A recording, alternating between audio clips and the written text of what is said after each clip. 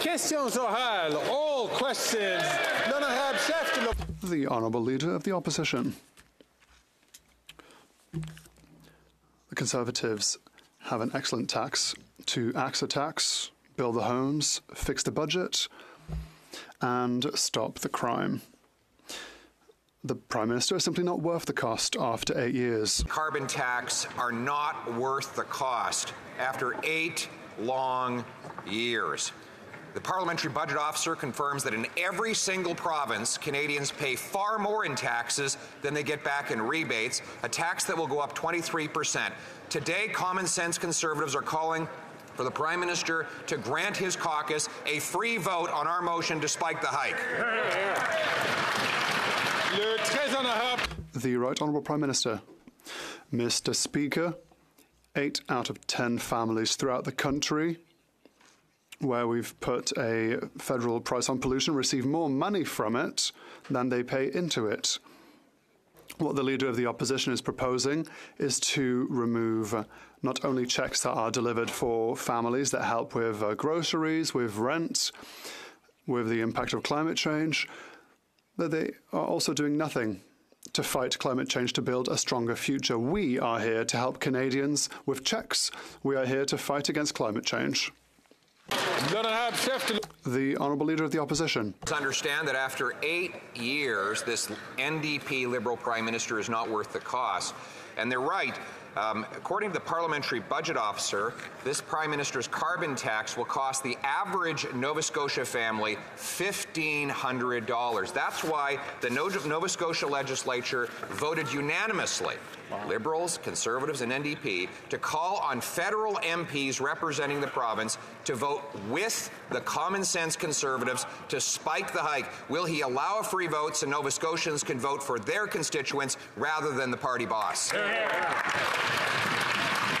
The Right Honourable Prime Minister. Speaker, a family of 4 in Nova Scotia gets about $824 back in the year for the price on pollution. The Canadian carbon rebate delivers more money in the pockets of 8 out of 10 Canadians right across the country. The Leader of the Opposition wants to take away those Canada carbon rebate checks from Canadian families, where 8 out of 10 families do better, even with the price on pollution. It's a way of fighting climate change, of building a safer, more prosperous future, and putting more money back in the pockets of Canadians, something he wants to take away. The Honourable Leader of the Opposition. The Prime Minister has finally done something helpful when it comes to math. He says that his rebate for Nova Scotians is $850. Well, the Parliamentary Budget Officer confirmed that the cost is $1,500 for the average Nova Scotia family. So he wants to take away $1,500 from the average Nova Scotia family in carbon taxes and give back only $850. Everybody knows that the carbon tax is just like him, not worth the cost. Will he allow a free vote?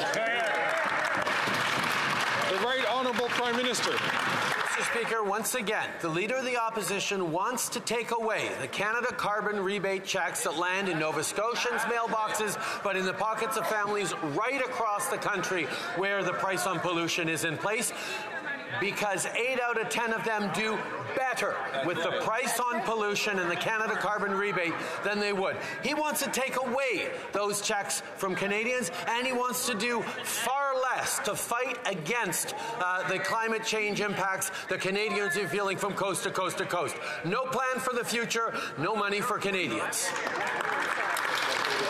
L'honorable chef de l'opposition. Mr. Speaker, the tax revolt has spread to Ontario, where now the Liberal leader of the provincial party has flip-flopped and says that she too is against the Prime Minister's carbon tax. Maybe that's because she read the Parliamentary Budget Officer report showing Ontarians will pay $1,674. That's more than $600 more than the rebate in that province. So, will the Prime Minister allow his Ontario MPs to have a free vote on our common sense Conservative motion to spike the hike? The Right Honourable Prime Minister. Speaker, families in Ontario are facing higher prices for groceries, higher costs for rent, and we are delivering a Canada carbon rebate that leaves them better off. 8 out of 10 Canadian families across the country do more money in their pockets with the Canada carbon rebate than the price on pollution costs them. At the same time, the price on pollution is bringing down carbon emissions, preparing a cleaner economy of the future, and putting more money back in Canadians' pockets. The Conservatives want to take away the Canada carbon rebate checks. We're going to continue to support families on affordability and fighting climate change. The Honourable Leader of the Opposition. Right from the Parliamentary Budget Officer's numbers, he says $1,674 is the cost of the average Ontario family, and the rebate is only $1,047. So Ontarians are paying more than they get back, just like British Columbians, where the NDP government is administering the federally mandated carbon tax.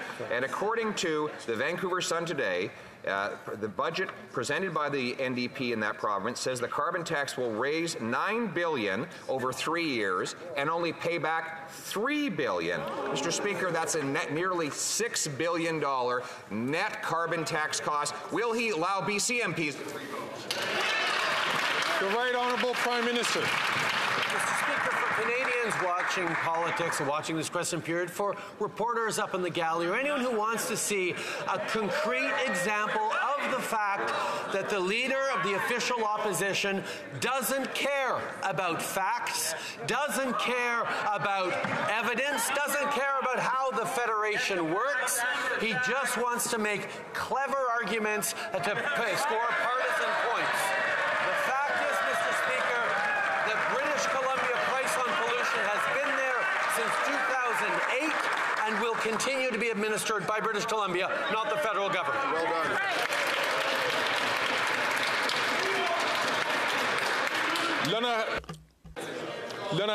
The Honourable Member for Belleuil-Chambly. Mr. Speaker, the government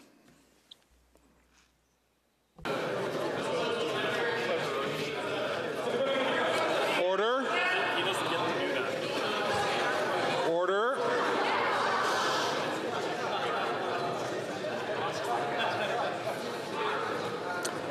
Je vais inviter le...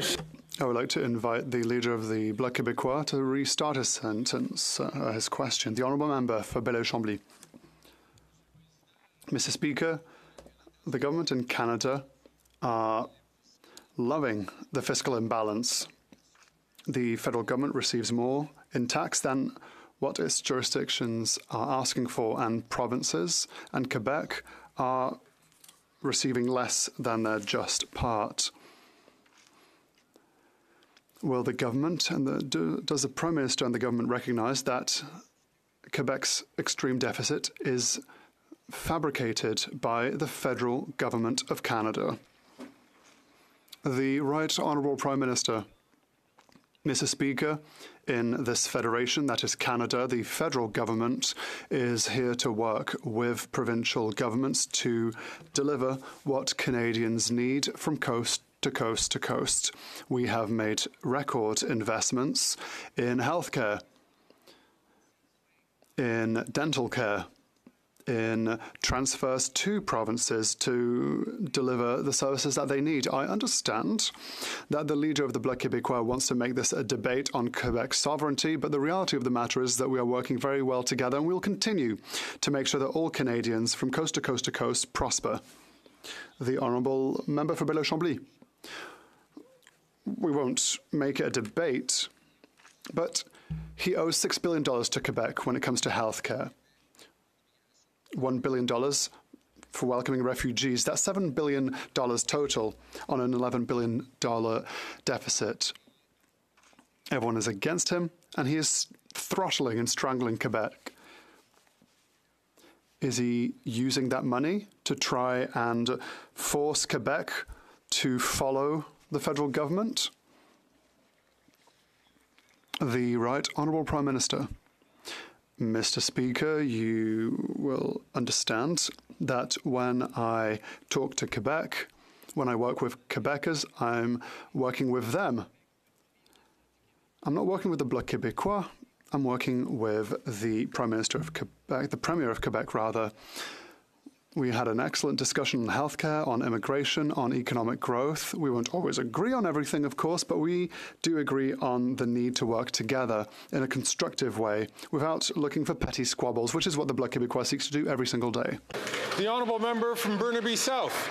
After decades of Liberal and Conservative failure, Indigenous communities continue to live in overcrowded homes that are in desperate need of repair. The Liberals promised to make a major step forward to improving this by 2030, but today's Auditor General report makes it clear that the Liberals will break yet another promise to Indigenous people. So will the Liberal government stop spending millions of dollars on private consultants and make this serious issue a priority in the upcoming budget?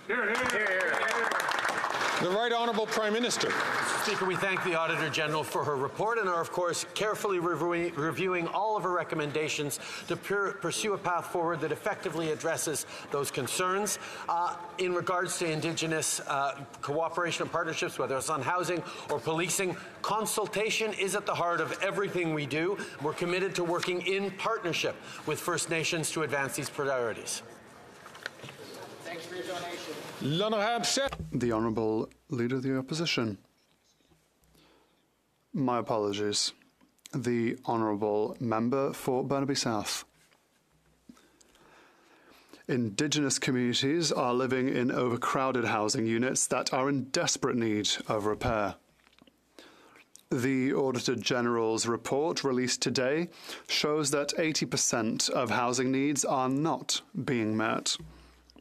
The Prime Minister would never allow this kind of thing to happen in Toronto. So why does he have lower standards for Indigenous communities?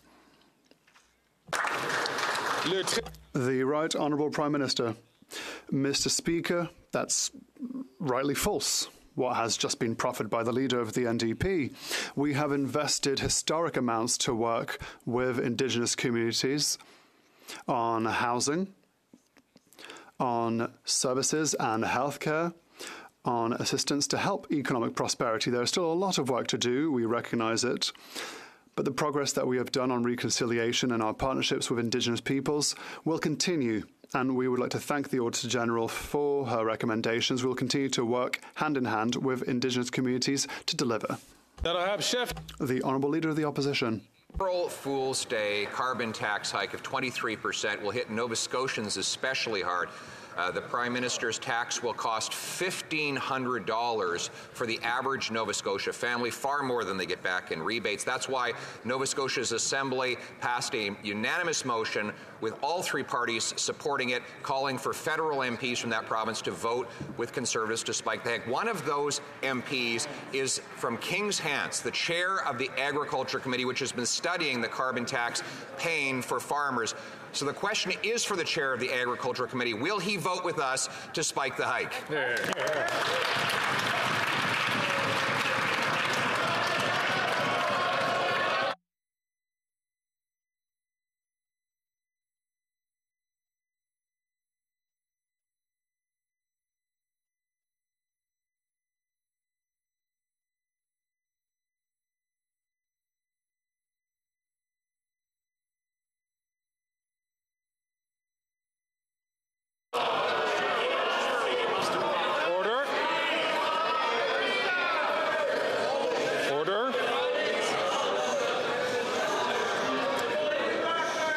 So, colleagues, of course, questions can be asked of the government regarding administrative issues of the government, and of course to committee chairs. It's important for Canadians to understand, though, that when questions are asked of committee chairs, it has to be regarding stuff that has committee business. That's before the committee right now, and so in consultation, we realize that isn't the issue that is here before. So I see that the Honourable Minister for Housing is rising on his feet.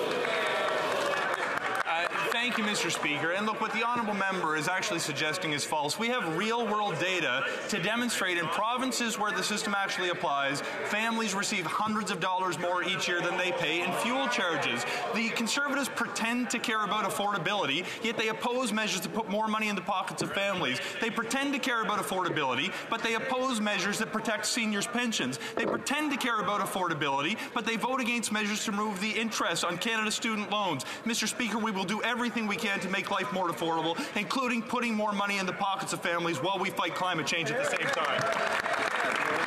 The Honourable Leader of the Opposition. Well, that parliamentary censorship proves everything you need to know about this and everything else in this government. Right. I asked a question of the member for King's Hands, the chair of the Agriculture Committee, who's now studying the painful impacts of the carbon tax, and the front bench here shut him down, told him to sit down and shut up because they had a better mouthpiece for the PMO who would stand and speak in his stead.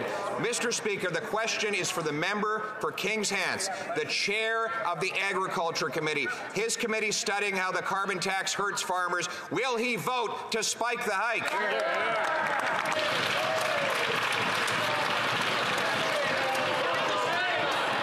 The Honourable Minister for Housing, Infrastructure and Communities. Mr. Speaker, if the honourable member has qualms about the member for King's Hands, I can reassure him he is a champion for his community. He launched a petition recently to stand up to the Conservative government in Nova Scotia for changes to the agricultural sector in his community. Every time the Conservatives ask a question about the environment, it's to find out ways that they can do less. The member for Renfrew, Nipissing, Pembroke has suggested flooding in the Ottawa River was a result of regulations that were not in place. The member from Caribou, Prince George, has suggested climate change is not a result of industrial pollution, but of more body heat from a growing population. The member from Red Deer Lacombe visited school kids to say carbon dioxide was plant food. Mr. Speaker, this...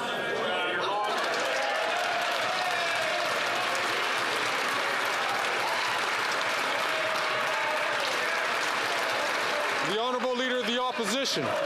He's absolutely right. It is a joke, an April Fool's joke, and the joke is on Canadian taxpayers, especially Nova Scotians, who will have to pay $1,500 in higher carbon taxes after that hike goes ahead. He says that the member for King's Hands is a champion who can't even speak, who's silenced by his own MPs. Will the member...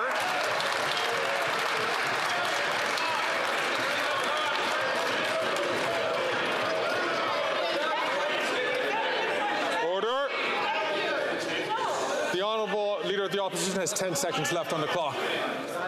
Will the censored champion break his silence and tell us, will he vote for his constituents to spike the hike, or will he rip them off on April Fool's? The Honourable Minister for Housing, Infrastructure and Communities. Speaker, the Conservatives want to peddle false information to trick Canadians into voting for them. The reality, proven not by projections, but by real-world data, is that people who live in my province receive more money every year from the rebates that they receive than the fuel charge that they pay. Everything the Conservatives do...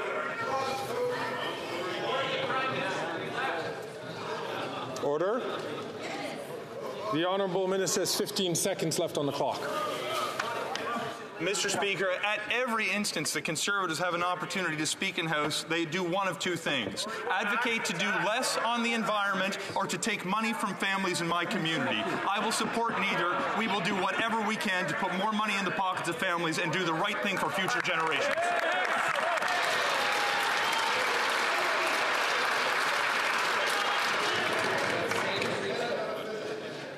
Order. The Honourable Leader of the Opposition. Mr. Speaker, the question was for the silent member from King's Hands. He is asked to explain how he's voting for a carbon tax of $1,500 per family that only pays back $963 in rebates. I asked him specifically to stand and answer, but he's been shut down and shut up by his masters in the PMO. So once again, will the chair of the Agriculture Committee and member for King's Hands stand in today and tell us whether he will vote to spike the hike or raise the tax?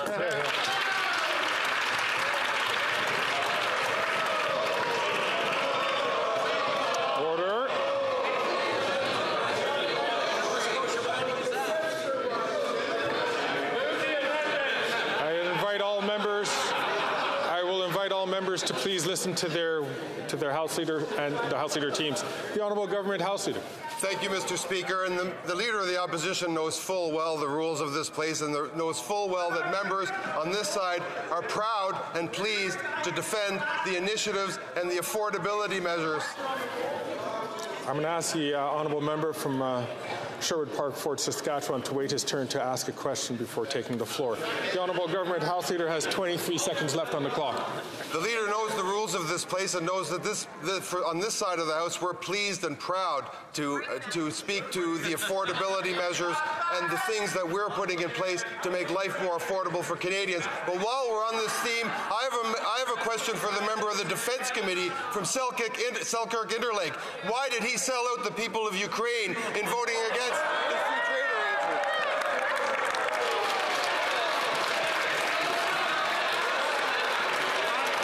Order.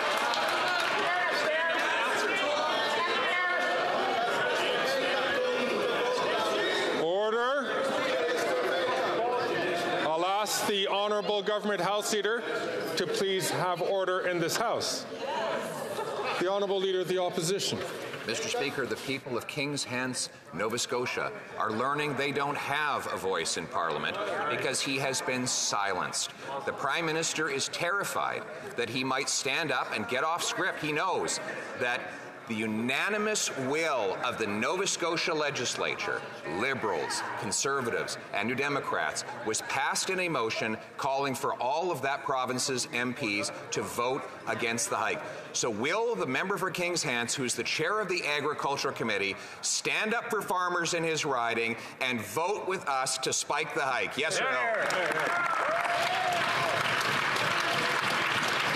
The Honourable Deputy Prime Minister and Minister of Finance. Mr. Speaker, the member for Kings Hants stands up for farmers, stands up for his constituents, stands up for the people of Nova Scotia, and stands up for the people of Canada every single day.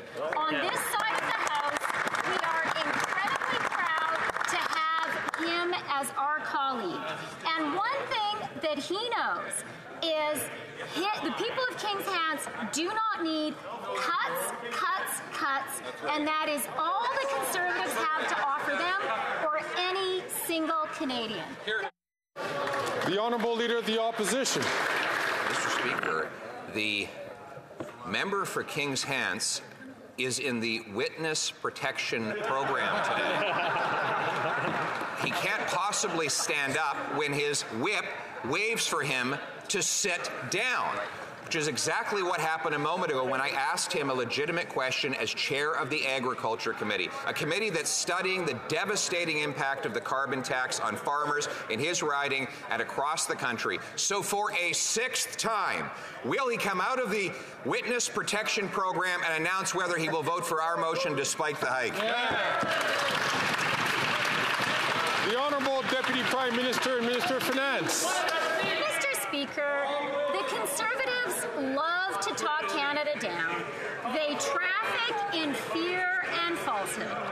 But on this side of the House, we believe in Canada and we believe in Canadians. And that's why I am so glad to share some good news with the members of this House. And that is the inflation number for February, which came out this morning, 2.8% below expectations within the Bank of Canada's target range. That is the second month in a row. In January, it was 2.9. Within the target, our plan is working, Mr. Speaker. The Honourable Member from Montcalm. In 12 days, Ottawa will cut $1 billion from healthcare if Quebec does not accept conditions that are its own jurisdiction. 12 days when we are talking about sums that Quebec and Ottawa have been agreeing on for over a year. If the federal government's priority were patience, this money would have been transferred a long time ago. But no, in 12 days, it's either the axe or accepted conditions. The federal government is holding sick people hostage with the money they pay in taxes. Why not simply give priority to patients by transferring the money right now without conditions? The Honourable Minister for Health. Thank you, Mr. Speaker. It's a bit odd. It's always the Bloc Québécois who are looking for squabbles. But when I talk to Minister Dubé and the Quebec government, they want to work with a spirit of cooperation with our government to improve the health of all Quebecers. And that is the reason for which there will be an agreement with the province of Quebec before the end of the month, Mr. Speaker. The honourable member for Jonquière. We could talk about tense intergovernment relations if only there were relations. Instead, the federal government has entered the phase of just saying no. No to unconditional increases in health transfers. No to the right to opt out of dental and medical insurance. No to support the reception of asylum seekers. Finally, the only thing the federal government won't say no to is our tax dollars. But Quebecers are entitled to have their say on what the federal government does with their money. Why is it so difficult to simply respect Quebec's wishes and say yes for once? The Honourable Minister for Transport. Mr. Speaker, the Bloc Québécois has become the paragon of no. No to collaboration, no to sharing information, no to dialogue, no to reaching results, no to working for Quebecers. They want things to fail, but that is not the case. We are working well with Quebec. The Minister for Health is doing extraordinary work. Great meetings with his Quebec counterpart.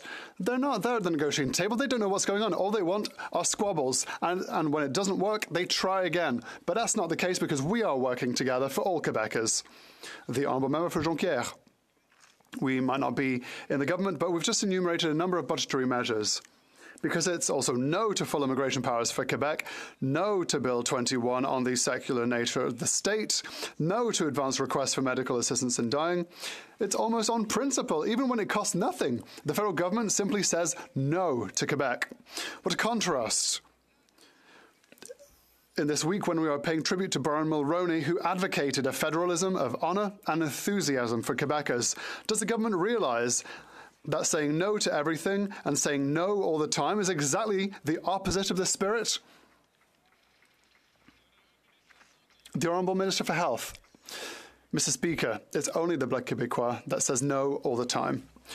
The Bloc Québécois is seeking out problems, seeking out squabbles, but for us, we seek out solutions together with Quebec to make sure that information is present in every province and every territory. And I'm eminently proud that we have an agreement with every province and territory so that we can increase the quality of healthcare throughout Canada. That is our objective. We will work in a spirit of cooperation and collaboration. We're not just going to play partisan politics like they want us to. The Honourable Member from Lethbridge. Last year in my riding, Colk Farms, a local producer, was forced to pay $62,000 just in carbon tax on his natural gas alone. That's $62,000. And what this Liberal NDP government doesn't understand, because it is so out of touch, is that when Canadians go to the grocery store, they pick up that bill when they go to buy groceries for their families. Canadians are already struggling, and now on April 1st, they're going to face another increase of 23%. Will the Prime Minister spike the hike and axe the tax? The Honourable Minister.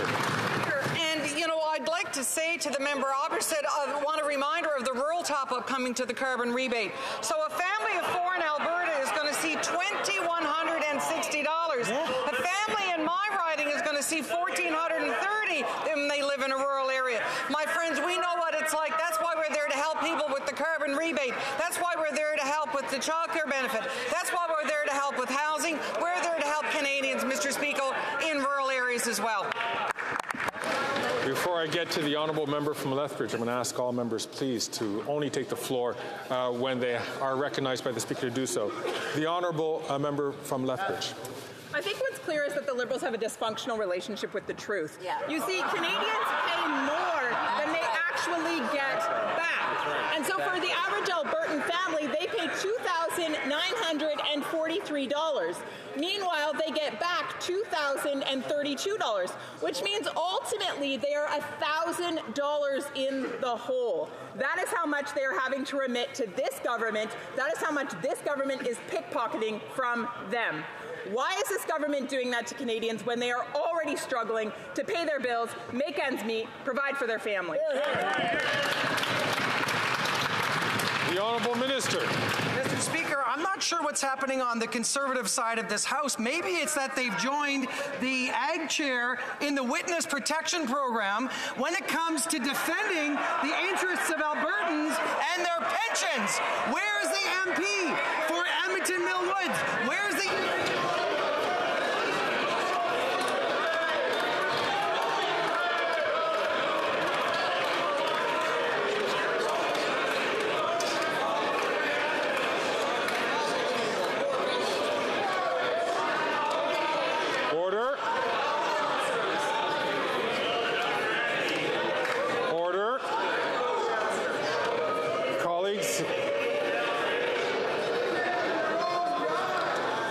Member from South Shore St. Margaret's, I'm going to ask him and ask all members, please, to allow members to speak for two reasons. One, so that the Speaker can hear the question or hear the response. And secondly, is because there are members who do not speak the other official language. And if they're trying to listen in their earphones, they can't hear. So please, I'll ask all members to restrain themselves. The Honourable Minister has 20 seconds left on the clock. Mr. Speaker, where are the Conservative MPs in this House when it comes to defending Albertans and making sure they have a dignified retirement? They are silent on CPP. They are silent on defending Albertans. They have been muzzled by their leader, and they are not standing up for Albertans despite Danielle Smith's disastrous attempt to pull the Canadians out of the CPP. The Conservatives of nowhere. We're here for...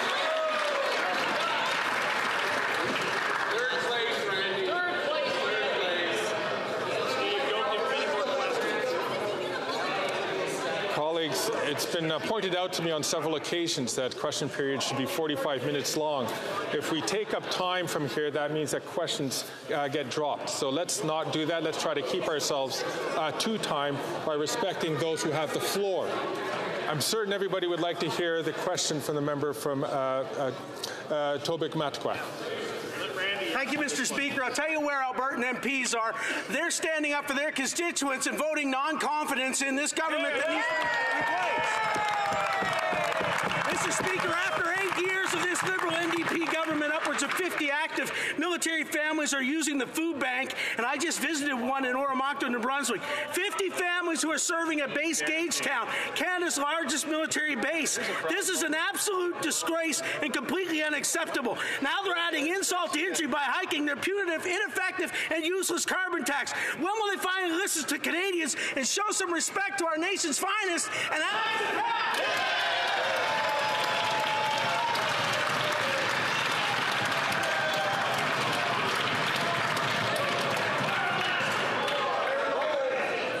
The Honourable Minister for Rural Economic Development.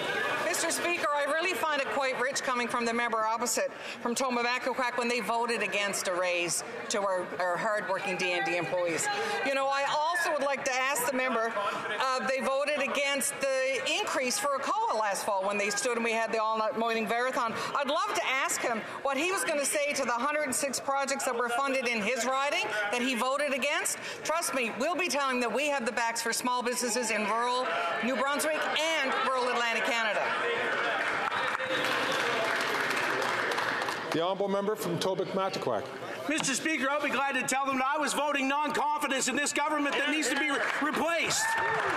This government has caused the inflationary crisis through reckless spending, and now they're hiking a carbon tax by 23% on gas, heat, and food on April 1st. If they really cared about Canadians, especially those who sacrifice so much in service to our country, they would listen to the well over 70% of Canadians who are demanding them to get off their backs and axe the tax.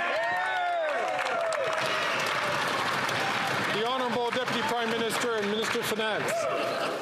Mr. Speaker, there is so much shouting today that I can forgive the member opposite for not hearing earlier today the good news for Canadians, which is thanks to the hard work of Canadians, and it has been a challenging time, inflation in February is back to the Bank of Canada's target range. And that followed the numbers for January. inflation back to the Bank of Canada's target range. This is good news for Canadians who have been through a hard time. We support Canada and Canadians. All they want to do is cut, cut, cut. Bravo. The honourable member from Edmonton-Griesbach. Mr. Speaker, Edmontonians are experiencing a double housing crisis. Rent is increasing at the fastest pace in the country, all while we're seeing the lowest vacancy rates we've had in a decade. The Conservative slogans won't build affordable homes, and the Liberals aren't fixing the problem they've created. The NDP's Protecting Renters Fund would help save affordable homes and give renters the hope they need. Will the Liberals commit to including this fund in the budget so Edmontonians don't go houseless? The Honourable Minister for Housing, Infrastructures and Community. Mr. Speaker, I thank the Honourable Member for his question and for his advocacy. I had the opportunity to be in Edmonton recently to meet with the Mayor and the Provincial Minister in Alberta, as well as my colleague, the Member for Edmonton Centre.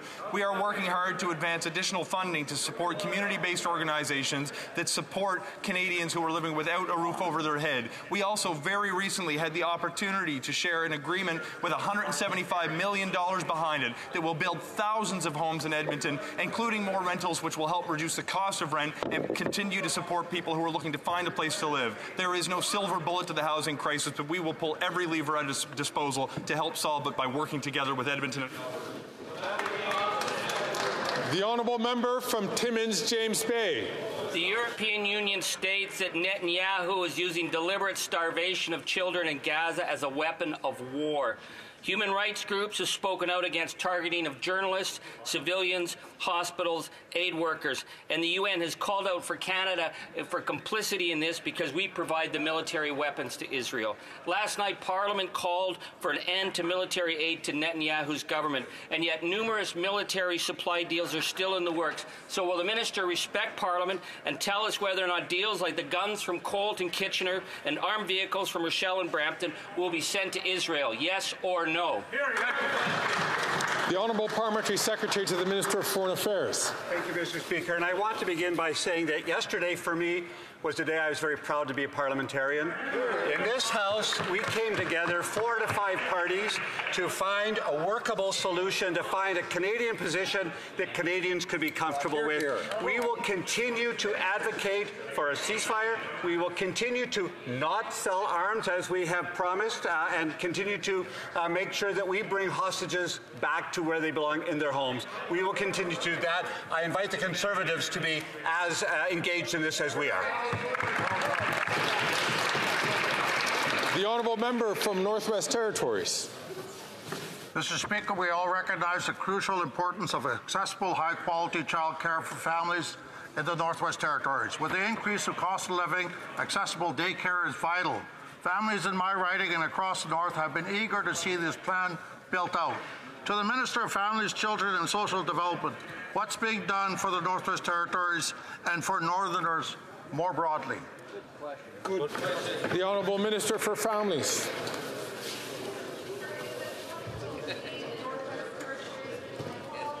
I met with Jude from the Yellowknife Daycare Centre, Jennifer at Aurora College, and many others who were able to share with me firsthand the impact of our Canada-wide system on making life more affordable.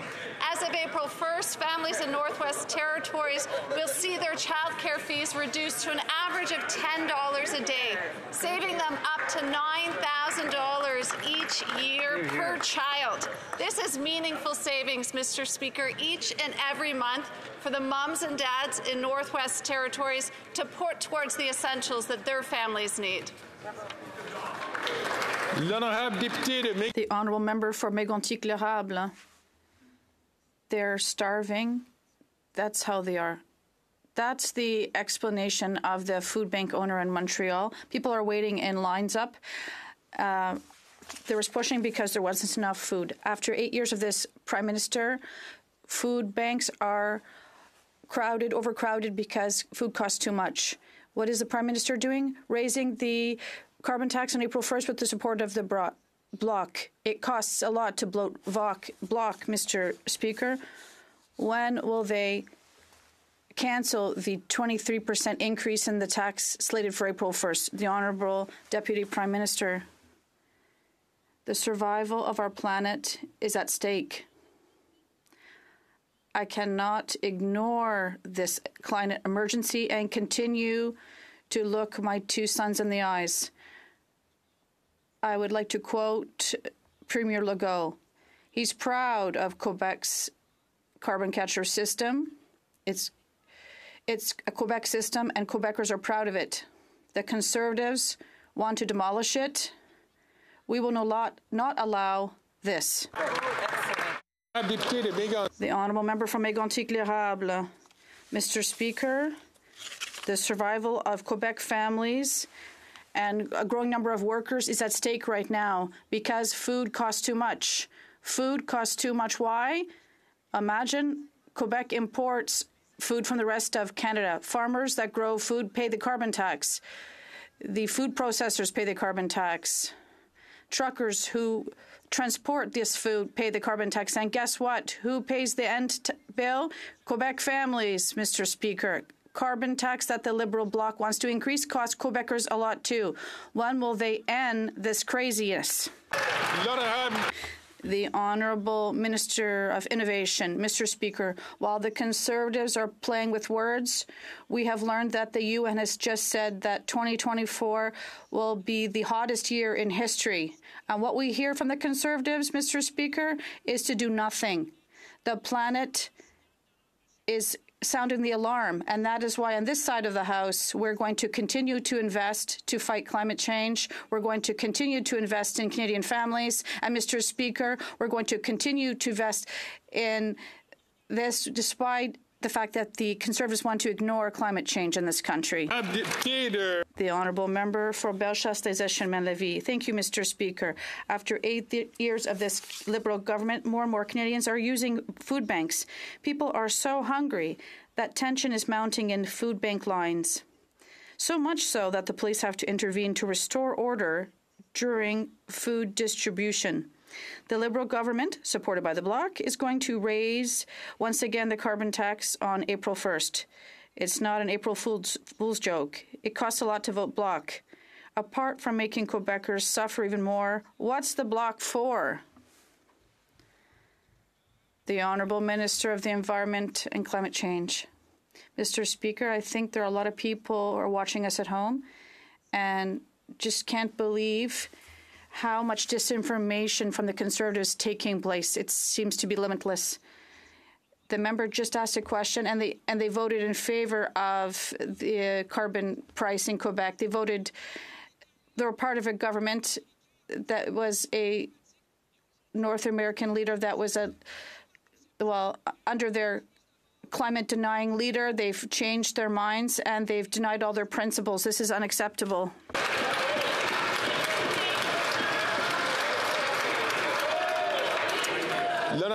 The Honourable Member for Bellechasse-les-Échemins-Lévis. I would ask him to read our leader's speech when he came to Quebec during the Conservative Convention. Inflation has already reached devastating levels, creating a cost of living not seen in 40 years. Sorry, colleagues. I would like to ask members to please stop speaking so we can hear the question. I would ask the member for Bellechasse-les-Échemins-Lévis to start again, please. Mr. Speaker, inflation has already reached devastating levels, a level we haven't seen in 40 years. People in Canada are now unable to feed themselves. It's shameful, but the Bloc proudly supports the 23% increase in carbon tax. It's already too expensive to feed ourselves, but it'll be even more expensive to vote Bloc. Can the government show some compassion and cancel its new carbon tax hike slated for April 1st? The Honourable Minister of Transportation. Mr. Speaker, Quebec's speech. Is it that speech or where the leader of the opposition attacked the mayor of Montreal, the Quebec City mayor? Or was it the speech where he said that climate change didn't exist and the Conservatives voted? Or was it the speech where he said that he was going to turn his back on families, seniors, young people, students? Or he said he would cut almost everything? Remind me, which speech are you talking about? Or perhaps it was all this in the same speech that was said in Quebec City? The honourable member for Saint-Jean. The federal government's unilateral increase in Quebec's immigration targets is a historic loss of sovereignty for Quebec. When Quebec sets its targets at 50,000, it's 50,000, not 60 or 70,000. If, once the thresholds have been set, the minister wanted to increase family reunification, he should have collaborated with Quebec. For example, he could have finally proposed to lighten Quebec's load with regard to asylum seekers, but he never did. He wanted to force Quebec to increase its targets, whether it wanted to or not. When will we see a collaborative approach instead of a condescending tone? The Honourable Minister of Immigration. Thank you, Mr. Speaker. Yesterday, I asked the member for Belle-Île about the Canada-Quebec Accord. I should have been more precise. I would just ask them to read Article 13 for more clarification. Clearly, there is collaboration that is very intense with Quebec. We all have our responsibilities to take, and I will continue to work with Minister Fréchette on our common priorities. Thank you. The Honourable Member for Saint-Jean. Clearly, no one is against family reunification. We're just against the imposition of irresponsible federal policies on Quebec. If the minister wanted to, he would have negotiated compromises. But let's look at his record. He's forcibly increasing Quebec's immigration targets. He's largely responsible for the record increase in temporary immigration. He's also responsible for the inordinate number of asylum seekers Quebec is taking in without properly distributing them.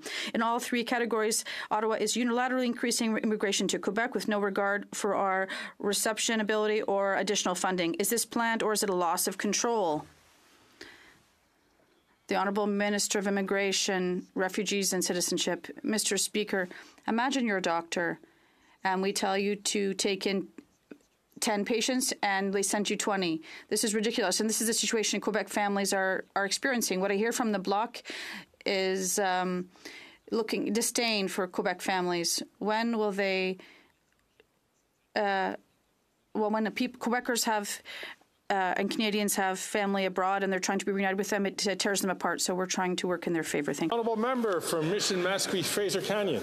Mr. Speaker, after 8 years of this NDP Liberal government, this Prime Minister is simply not worth the cost. When the carbon tax was announced, small businesses were promised a hefty rebate. The government is now sitting on $2.5 billion in collected revenues, while insolvencies skyrocket and businesses suffer under higher taxes and inflation. Wow. As the Prime Minister broke his promise on the carbon tax rebate, why won't he simply spike the hike, axe the tax, and give small businesses their money back? The Honourable Deputy Prime Minister and Minister of Finance.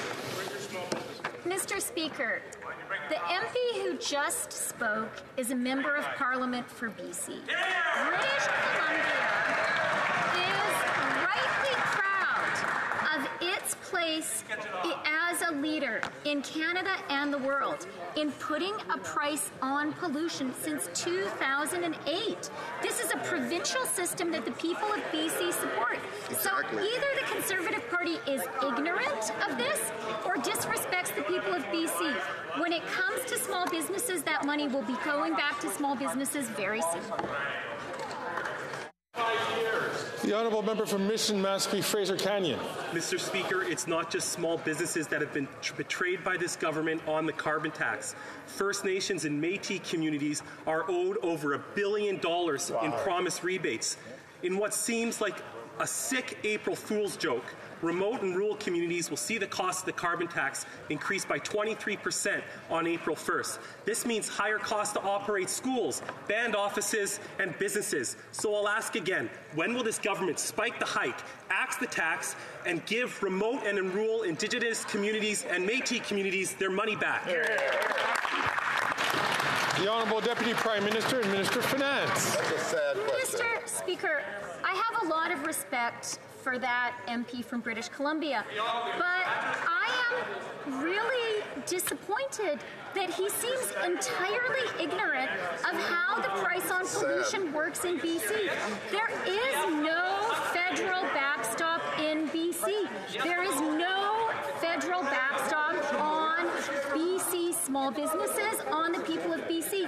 BC has an exceptional system pricing pollution, which the province has had in place since 2008. The people of BC are proud of it, and they should be. Honourable member from North Okanagan, Shuswap. Mr. Speaker, $100,000 is not chicken feed, because Richard, a farmer in the Shuswap, paid that out in carbon tax to run his farm instead of buying feed to raise chickens and put food on Canadians' tables. Now, this NDP Liberal Prime Minister wants to raise the carbon tax by 23% as part of his plan to quadruple it.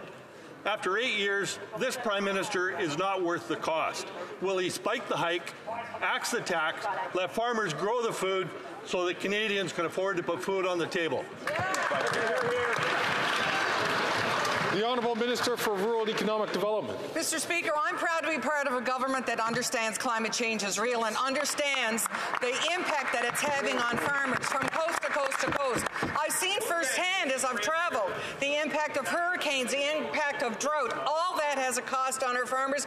I'm proud to be part of a government that is fighting climate change so my little granddaughter can say, Nanny, you tried to make a difference, because climate change is real and it is impacting everyone.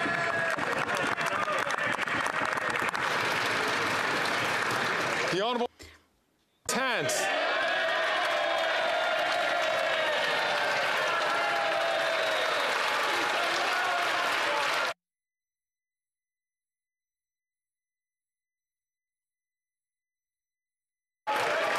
Order. I'll invite the Honourable. I'll invite all members, please. There seems to be great enthusiasm to hear from the Honourable Member. The Honourable Member from Kings Hants from the top. Speaker, I'm glad the Tories stood up. They might not like the question, though, because the member from Carleton talks about farmers in Kings Hants, but he actually stands in their way. He will not allow Bill 234 to come to this House to actually be voted on. And so I called on the member of Carleton to actually do that to support farmers. But my question, Mr. Speaker, is to the Minister from Nova Scotia. Can he tell this House, and indeed Nova Scotians, the work that we've done to adjust the federal backstop to support rural Canadians, and including the programs we put in place on affordability around home heating and heat pumps, contrary to those guys across the way?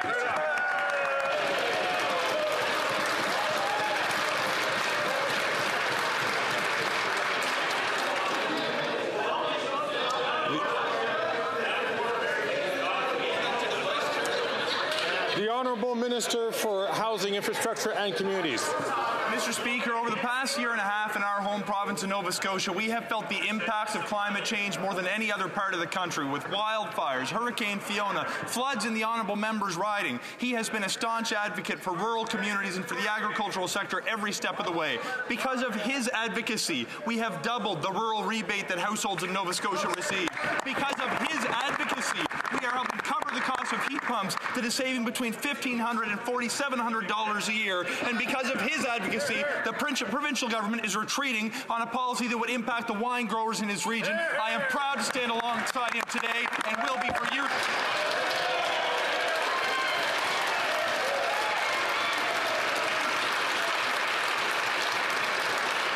The Honourable Member from Edmonton Mill Woods. 8 years of this NDP Liberal government's soft on crime policies, more and more Canadians are becoming victims to violent crime right across the country. The Toronto Star reports that carjackings have more than doubled so far in 2024, and break-in entries for the purpose of car thefts have already exceeded the total number of all of last year. Canadians are not only concerned about their private property, but also the safety of their families, and I met some of these families in Brampton this weekend, Mr. Speaker, and they want to know, when will this Prime Minister drop his soft on crime policies and protect Canadians from real violent crime? Hear, hear. The Honourable Minister for Public Safety. Mr. Speaker, our government is always focused on protecting Canadians from crime. Absolutely. That's why we're working with police forces, municipal authorities, and provincial governments to do exactly everything we need to do to crack down on this increasingly violent criminal activity. I've had conversations with the Premier of Ontario, with police chiefs across the country. The RCMP are working in collaboration with their partners in these jurisdictions. The Canadian Border Services Agency sees 68 vehicles at the Port of Montreal this week alone. And, Mr. Speaker, we'll continue to do everything we need to do to keep Canadians safe. Excellent. Exactly. The honourable member from Edmonton Mill Woods. Mr. Speaker, what they did do is bring in Bill C5 and 75 that allows these same criminals to quickly get bail and be out on the street, sometimes on the same day. As a result, small businesses across the country are not only dealing with the higher taxes like the carbon tax that the Liberals have brought forward, but now are having to pay for extra security to protect their businesses and their families from property theft, organized crime, extortion, shootings, arson. This is a new reality for businesses and families in Canada after 8 years of this Prime Minister. He's not the worst. He's not worth the cost, corruption, or crime, Mr. Speaker. When will it end? The Honourable Minister for Justice and the Procureur General du Canada. I respect that member opposite, but what I respect most of all is that he actually wasn't here when we were voting on Bill C-75. That piece of legislation actually enhanced the penalties on summary conviction for auto theft, something that most of his colleagues voted against. He wasn't here, so I'll excuse him on that one. On the issue of mandatory minimum penalties, there's a guy named Ben Perrin. He might remember that individual. He used to be the legal advisor to a guy named Stephen Harper. Ben Perrin has been on the record as saying that mandatory minimum penalties were a gross error, a miscarriage of justice, and perpetuate systemic racism. That's why we reversed them. I wish these guys would get on board.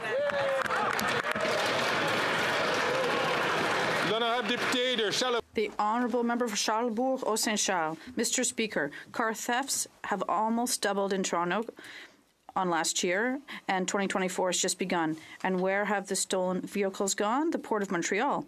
I applaud the efforts of the Sûreté du Québec in February, but the federal government must do more. That's why our leader has proposed amending the criminal code to bring back tougher penalties for car thieves and provide the necessary resources to the ports to help them stop the crime. Does the Liberal government realize their strategy isn't working on car theft? The Honourable Minister of Justice and Attorney General of Canada. Mr. Speaker, in terms of crime in my community and car thefts, well, we are prioritizing this. The investments we did at the Port of Montreal, it affects 28 million, 121 million for police assistance, and another 15 million to help border services operate at the border. Our investments are the action we need to fight this extremely important issue and to promote security in our communities. Thank you. The Honourable Member from Dartmouth Cole Harbour. Speaker, I believe that no one in this country should ever spend their days in pain because they cannot afford to see a dentist. Oral health is health. I hear from seniors in Dartmouth Cole Harbour that the new Canadian Dental Care Plan is going to make a real difference in their quality of life. Yet the Conservatives just don't care. They voted against dental care for Canadians, and we know that Conservatives always choose cuts over care. Can the Minister of Seniors of Citizen Services please let Canadians know how many people have applied for the program and how many seniors will lose their dental coverage if the Conservatives get their way? The Honourable Minister for Citizen Services. Thank you, Mr. Speaker. I am very happy to advise my colleague that thanks to his efforts, more than 1.5 million Canadians have successfully enrolled in our dental care program. Bravo. Today, those 70 and older can apply, and children and people with disabilities can apply starting in June. In total, we expect 9 million Canadians to benefit. I do not understand why Conservatives want to take dental care away from more than 1 in 5 Canadians. But if we all work together, Canadians can make sure that they never have that opportunity. Before I pass the floor to the Honourable Member from Victoria, I'm going to ask the Honourable Member from Perth Wellington, please, who is an experienced member, to not shout out his comments and allow members who have the floor to respond. Sorry, my apologies. My apologies. Both are very respected members. The Honourable Member from Wellington Halton Hills, I should have said. The Honourable Member from Victoria now has the floor. It's like an elephant sitting on my chest. That's how a child in Edmonton describes the air quality right now. Canada currently has the worst air quality in North America. Our kids are breathing in harmful toxins, and it's only going to get worse with this year's wildfire season. But the Liberals are acting like it's business as usual, breaking climate promises while handing out billions to Canada's biggest polluters. And the Conservatives can't even agree whether climate change is real. Will the Liberals stop putting the interests of oil and gas CEOs over the health and safety of our children? The Honourable Minister for the Environment and Climate Change. Thank you, Mr. Speaker, and I thank my honourable colleague for her question. In fact, we are doing exactly that. We're the first country, the only country in the G20 to have phased out fossil fuel subsidies, 2 years ahead of everyone else. We're the only country that has committed to eliminate public financing for fossil fuel subsidies. We have the best performance of all G7 countries in terms of greenhouse gas reduction between 2019 and 2021. We are working to fight climate change. We are working to improve air quality all across the country, Mr. Speaker. The honourable member from Skeena Bulkley Valley.